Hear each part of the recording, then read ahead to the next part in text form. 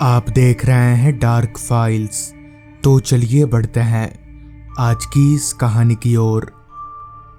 सुनसान सड़क, रास्ते के दोनों तरफ सिर्फ घना जंगल और उसी रास्ते पर चल रही मेरी टैक्सी हवा से बातें कर रही थी।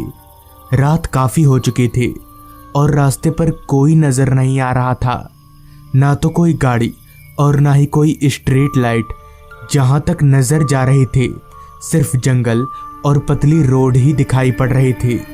मैं पिछले 14 सालों से टैक्सी चलाने का काम कर रहा था, मगर उस रात उस रास्ते पर मुझे जो महसूस हो रहा था वो शब्दों में बयां कर पाना नामुमकिन है। खैर, बिना किसी रुकावट के एक ही धुन में मैं टैक्सी चलाए जा रहा था। इसी बीच मैंने एक नज़र अपने फ़ोन को देखा तो रात के 12 बज रहे थे। मोबाइल से नज़र हटाकर मैंने जैसे ही सामने देखा तो मैं एकदम से हड़बड़ा गया, क्योंकि रोड के बीचों बीच मेरी टैक्सी से कुछ ही दूरी पर एक आदमी खड़ा था। उस आदमी को बचाने के चक्कर में मैंने एकदम से ब्रेक मार दिया, जिससे मेरी टैक्सी घसीटती हुई बिल्कुल उस आदमी के पास जाकर रुक गई। उस आदमी के हाथ में एक थैला था।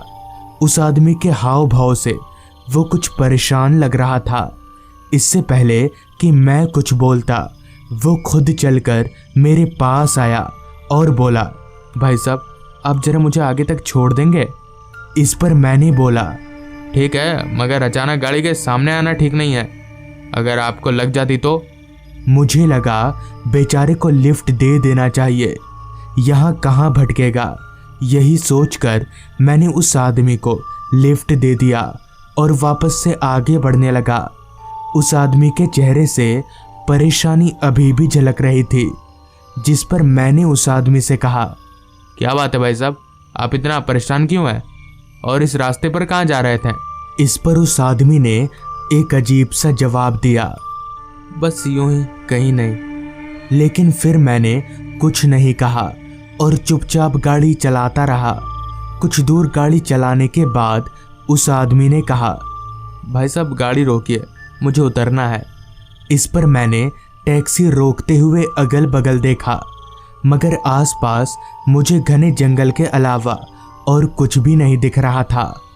आसपास कुछ ना पाकर मैंने उस आदमी से कहा, यहाँ कहाँ उतरिएगा, यहाँ तो जंगल के अलावा कुछ भी नहीं है। इस पर उस आदमी ने जवाब दिया, अब मैं चला जाऊंगा। इतना बोलकर वो आदमी टैक्सी से नीचे उतरा और जंगलों की तरफ चलता बना, जिसके बाद मैंने भी ज़्यादा दिमाग ना लगाते हुए टैक्सी को आगे बढ़ा लिया। रास्ता अभी भी पूरी तरह से जंगल और खामोशी के गिरफ्त में था। अभी तक एक भी गाड़ी को ना देखकर मैंने अपने मन ही मन में कहा, इस रास्ते पर कुछ ज़्यादा ही खामोशी नहीं है? लगता है इतनी रात गए इस रास्ते पर कोई गाड़ी आती जाती नहीं है। अभी मैंने मन ही मन में ये कहा ही था कि तभी सामने सड़क के बीचों बीच मुझे एक बूढ़ा आदमी खड़ा दिखा। उस बुजुर्ग आदमी को देखकर मुझे काफ़ी हैरानी हुई कि आखिर इतना बूढ़ा आदमी इतनी रात गए इस जंगली रास्ते पर क्या कर रहा है। अभी मैं ये सोच ही रहा था कि तभी वो बुजुर्ग आदमी ज़ोर ज़ोर से रोने लगा। तो उसे अचानक रोता देख मैं और भी ज़्यादा हैरान हो गया कि आखिर इस बुजुर्ग आदमी को हुआ तो हुआ क्या। उस बुजुर्ग आदमी को रोता देख मुझसे रहा नहीं गया और मैं अपनी टैक्सी रोककर उस बुजुर्ग आदमी से बात करने की कोशिश करने लगा, मगर वो बुजुर्ग आदमी मेरे सवालों का जवाब देने के बजाय बस रोए जा रहा था। उस बुजुर्ग आदमी की हर एक सिसकारी मेरे कानों में चुभ रही थी।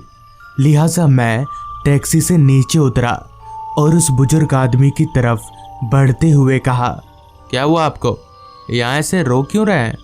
इस पर उस बुजुर्ग आदमी ने कुछ बोले बगैर अपना रोना बंद कर दिया।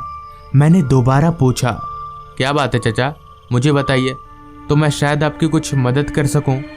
मेरे इतना बोलते ही उस बुजुर्ग आदमी ने अपना चेहरा मेरी तरफ घुमाया तो उस बुजुर्ग आदमी के चेहरे को देखकर मेरे होश उड़ गए। क्योंकि उस बुजुर्ग आदमी का चेहरा पूरी तरह से सफ़ेद था और उसके मुंह से खून भी टपक रहा था। ये देखकर अभी मैं डर से कांप ही रहा था कि तभी तब से रो रहे उस बुजुर्ग आदमी ने जोर जोर से हंसना शुरू कर दिया। ये देखकर मैं समझ गया कि वो बुजुर्ग आदमी कोई इंसान नहीं बल्कि भूत है। मैं हिम्मत जुटाकर वहां से टैक्सी की ओर भागने लगा। टैक्सी के पास पहुंचकर मैं सीधे टैक्सी के अंदर गया और टैक्सी स्टार्ट करके आगे बढ़ने लगा। मैं अभी भी बहुत डरा हुआ था, इस कदर कि स्टीयरिंग पर मेरे हाथ लगातार कांप रहे थे। मुझे लगा कि अब खतरा टल चुका है, मगर मैं गलत था। थोड़ा आगे जाते ही मुझे टैक्सी के पीछे से कुछ आवाज़ आने लगी, जैसे कोई किसी चीज़ को टैक्सी के बॉडी में पटक रहा हो, जिससे मैं और भी ज़्यादा डर गया कि भला चलती टैक्सी में ऐसा कैसे हो सकता है। अभी मैं ये सोचकर परेशान हो ही रहा था कि तभी वो बुजुर्ग आदमी टैक्सी के साथ साथ हवा में उड़ते हुए टैक्सी के साथ साथ चलने लगा।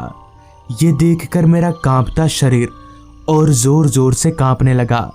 मुझे समझ नहीं आ रहा था कि अब मैं क्या करूं। मुझे ये भी पता नहीं था कि अब मैं बच भी पाऊंगा कि नहीं, कि तभी मुझे रास्ते के किनारे एक मंदिर दिखा। तो उस मंदिर को देखकर मेरी जान में थोड़ी जान आई, जिसके बाद मैंने टैक्सी को ठीक उस मंदिर के पास रोका और टैक्सी से उतरकर भागता हुआ उस मंदिर में चला गया और पूरी रात मंदिर में ही गुजारी। मेरे मंदिर में जाते ही वो भूत हवा में धुआं हो गया। तो दोस्तों, ये थी आज की कहानी। अगर आपको ये कहानी पसंद आई हो तो चैनल को ज़रूर सब्सक्राइब कर लें।